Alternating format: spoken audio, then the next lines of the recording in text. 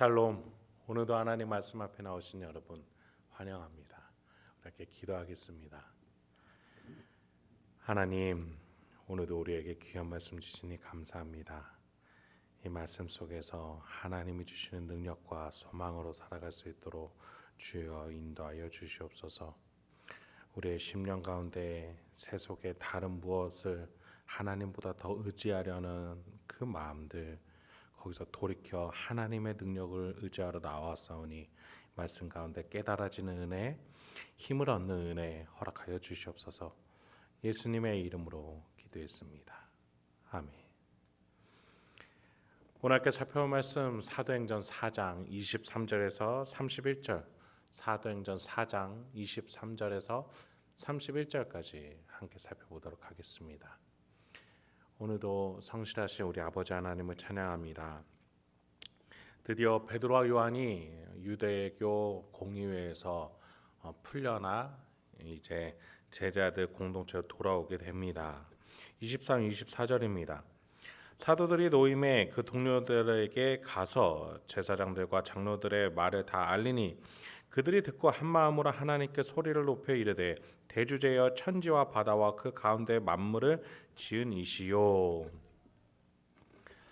여러분, 지금 이 상황은 예수님이 본래 이렇게 될 것이다 라고 예견해 주신 상황이었습니다. 예수님이 비유로 말씀하시면서 이렇게 얘기하셨죠. 백성들의 마음이 완악하여져서 그 귀는 듣기에 둔하고 눈은 감았으니 이는 눈으로 보고 귀로 듣고 마음으로 깨달아 돌이켜 내게 고침을 받을까 두려워함이라 하였느니라. 무슨 말입니까? 예수님은 말씀을 깨닫게 하기 위해서 오신 분 아니십니까? 그런데 예수님은 그들이 깨달아 돌이켜 내게 고침을 받을까 두려워한다. 나는 그것이 두렵다. 누구에게 하는 말입니까? 교만한 자들에게 하는 것입니다. 예수의 은혜, 예수의 복음, 예수의 섭리를 받아들일 수 있는 자는 겸손하여져서 하나님을 믿음으로 하나님의 능력을 붙잡고 살아가는 자에게 은혜가 베풀어지는 것입니다. 자신의 힘, 자신의 주장, 자신의 영역으로 살아가려고 하는 자들에게는 결코 은혜가 임할 수 없습니다. 예수님께서는 이것을 두고 교만한 자에게는 이 비유가 깨달아지지 않을 것이다. 그들이 깨달아진다면 그건 두려운 일이다. 왜냐? 하나님의 원리 속에서는 겸손한 자에게만 주어지기 때문이다. 이렇게 강조하면서 말씀하셨고, 그 일이 이 공의회에서 일어난 것이죠. 고학력자이고 교육 수준이 높고 유대교의 중심지에 있었던 모든 이들을 입 다물게 만들었고, 갈릴리 출신인 이 베드로와 또 요한이 오히려 성령 강림과 이 안진뱅이의 치유의 사건을 그들 앞에서 해설해 줬기 때문입니다. 높았다, 또 나는 높은 자다라고 말하는 자들은 입을 다물게 되고, 저 갈릴리 출신인 예수의 제자들이 그들 앞에서 놀라운 신비한 이 상황을 구약 성경을 통해서 해설해 주는 사건이었던 겁니다. 예수님이 말씀하셨죠. 이들은 고침을 받지 못하고 오히려 낮아졌던 이들이 높아지는 이 상황이 이루어지게 된 것입니다. 가장 낮은 자리에 있던 이 예수 공동체가 이 기쁨의 감격을 함께 누리게 됐던 겁니다. 예수님이 말씀하신 본래 이 세상의 영적인 원리, 하나님이 다스리는 이 원리가 운행되고 있음을 확인하게 된 순간이었던 겁니다. 본래 이 예수 공동체에게는 유대교 공의회는 큰 벽과 같은 존재였어요. 왜냐하면 이들은 자신들의 기준이자 생명이자 삶이자 울타리와 같은 존재였기 때문입니다. 그런데 이들에게서 예수는 죽임을 당했고 사도들은 핍박을 당해 있으니 이들에게 유대 공동체의 공의회는 너무나도 높은 벽이었을 겁니다. 그런데 이번에 베드로와 요한의 변론을 통해서 이 예수 제자 공동체는 이 울타리를 넘어설 수 있었음을 확인하게 된 겁니다. 그런데 이들이 찬양하는 단어를 한번 보십시오. 24절에 보니 하나님께 소리를 높여 이르되 대주제여. 대주제, 가장 큰 것을 다스리는 자를 말합니다. 유대 공동체 중심 세력보다 더 높으신 하나님과 함께하니 예수 공동체는 유대교 중심 세력을 뛰어넘을 수 있게 되었음을 찬양하고 있는 겁니다. 여러분, 그 하나님 대주제가 우리의 하나님임을 믿으시기 바랍니다.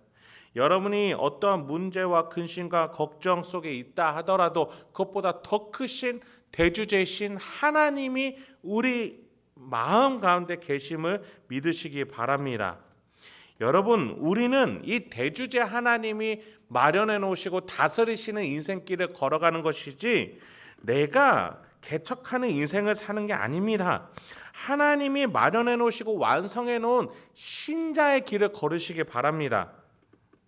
여러분이 자꾸 나의 길, 나만의 그 길을 걸으려고 하니 아프고 힘들고 문제가 해결이 안 되고 고뇌와 번뇌로 가득 찬 겁니다.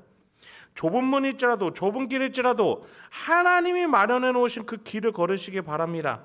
하나님이 나를 창조하셨고 나를 한국인으로 태어나게 하셨고 나에게 이런 가정을 주셨으며 나에게 이러한 성별과 나의 이런 기질을 주셨습니다. 그리고 마침내 복음을 주시고 이 교회 공동체에 머물게 하셨습니다. 그것을 붙들고 사십시오. 그것을 중심으로 사십시오.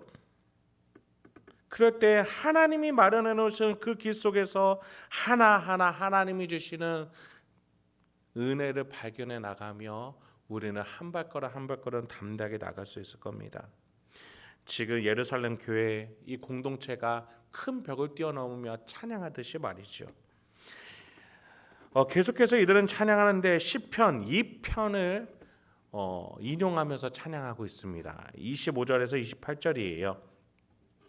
또 주의 종 우리 조상 다윗의 입을 통하여 성령으로 말씀하시기를 어찌하여 열방이 분노하며 족속들이 허사를 경영하였는고 세상의 군왕들이 다 나서며 관리들이 함께 모여 주와 그의 그리스도를 대적하도다 하신 이로소이다.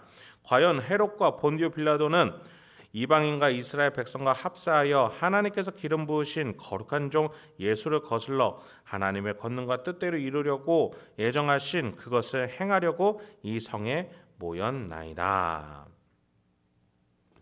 이들의 찬양 무엇을 노래하고 있는 겁니까? 간단하게 말하자면 대주제의 다스림 안에 있어라 라는 의미입니다. 좀 더 쉽게요, 하나님이라는 왕 안에 있어야 된다, 이 말을 하고 있는 겁니다. 지금 유대교 공의회는 예수를 죽이고 거절한 상태죠. 그러나 예수는 부활하여 영으로 제자에게 다시 임하셨습니다. 예수와 제자는 일신 공동체가 되어서 유대교 공의회를 향해서 하나님의 큰일 약속 계획을 해설해 줬습니다. 아무리 유대교 중심축이라 하더라도 그들은 이제까지 자신의 기득권을 지키기 위해서 예수를 죽이고 제자들을 가둔 것은 허사를 경영할 뿐이었습니다. 할 말이 없고 지적할 것이 없어 다만 경고만 하는 뜬구름 잡는 일만 하는 것입니다. 그들이 아무리 큰 힘으로 예수와 제자들을 향해 대적한다 할지라도 그것은 오히려 이 시편 2편에서 예언해 주기를 하나님의 계획이다 라고 말하고 있는 겁니다. 하나님의 권능, 뜻, 예정이었다. 즉 이 예수 제자 공동체는 베드로와 요한이 공의에서 잡혔다가 풀려나는 이 과정조차도 하나님의 계획이었음을 깨달으며 찬양하고 있는 겁니다. 왜요? 하나님의 계획은 무엇이었어요? 낮은 자, 작은 자, 연약한 자를 통해서 교만하고 힘있고 자신의 권능으로만 살려고 하는 자를 심판하는 것이 하나님의 계획이었기 때문입니다. 이들은 이것이 하나님의 계획이었다, 이 대주제의 다스림이다 라고 노래하고 있는 것이죠. 여러분, 우리의 인생을 돌아보기 소망합니다. 여러분 혹여나 여러분의 인생은 신자이기 때문에 아프면 안 되고 고난이 없어야 된다라고 믿고 있지는 않으십니까?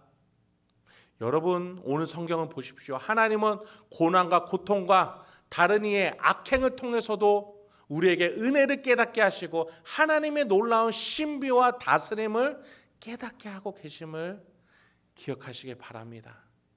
혹여나 지금 고난과 고통 가운데 계십니까? 대주제이신 하나님을 바라보십시오. 그 속에서 놀라운 하나님의 신비와 은혜를 주시는 것을 믿으시기 바랍니다. 마지막으로 29절부터 31절입니다. 주여 이제도 그들의 위협함을 굽어보시옵고 또 종들로 하여금 담대히 하나님의 말씀을 전하게 하여 주시오며 손을 내밀어 병을 낫게 하시옵고 표적과 기사가 거룩한 종 예수의 이름으로 이루어지게 하옵소서 하였더라. 빌기를 다음에 모인 곳이 진동하더니 무리가 다 성령이 충만하여 담대히 하나님의 말씀을 전하더라. 제자 공동체가 더 담대해집니다. 살아있는 예수의 영 성령 하나님이 자신들 안에 계심을 믿기에 자신들로 하여금 이 세상을 다스리는 자가 유대교 공유회나 로마군이 아니라 대주제 하나님과 그의 아들 예수 그리스도 그리고 영으로 오신 성령 하나님이 다스리고 계심을, 그리고 그 하나님이 내 안에 계심으로 지금 이 땅 가운데 진정한 다스림은 예수 제자 공동체 자기 자신임을 깨달으며 노래하고 있는 겁니다. 그렇습니다. 여러분, 성령 하나님이 내주하셨다라는 것은 남녀노소 누구에게나 이제 믿는 예수의 이름을 부르는 모든 자에게 임하신다라는 사실은 여러분이 다스린 자라는 사실을 깨닫게 하기 위함임을 기억하시기 바랍니다. 오늘도 여러분의 가정과 직장 일상에서 여러분의 다스림의 크기는 다를지 모르겠으나 그 안에서 일하시는 하나님의 다스림의 질은 변함없이 가장 위대하고 신비합니다. 여러분이 물질이나 재정, 돈, 어떠한 세력, 사람보다도 하나님과 함께 내 안에 계신 성령님과 함께 다스리며 살아가시기 바랍니다. 그럴 때 우리의 인생도 오늘 성경에서 나타나는 하나님과 동행하는 교회처럼 우리도 그렇게 풍성하게 될 줄 믿습니다. 오늘도 하나님과 동행하실 수 있는 저와 여러분 되길 소망합니다. 함께 기도하겠습니다. 하나님, 오늘도 우리에게 귀한 말씀 주시니 감사합니다. 이 말씀을 통해서 오늘도 우리가 어떻게 살아가야 될지, 어떠한 방향과 뜻을 향해서 나가야 될지 깨닫게 해주시고 또 실천할 수 있고 적용할 수 있도록 우리 성도님들에게 주여 내주 조명하여 주시옵소서. 이 모든 말씀 예수님의 이름으로 기도했습니다.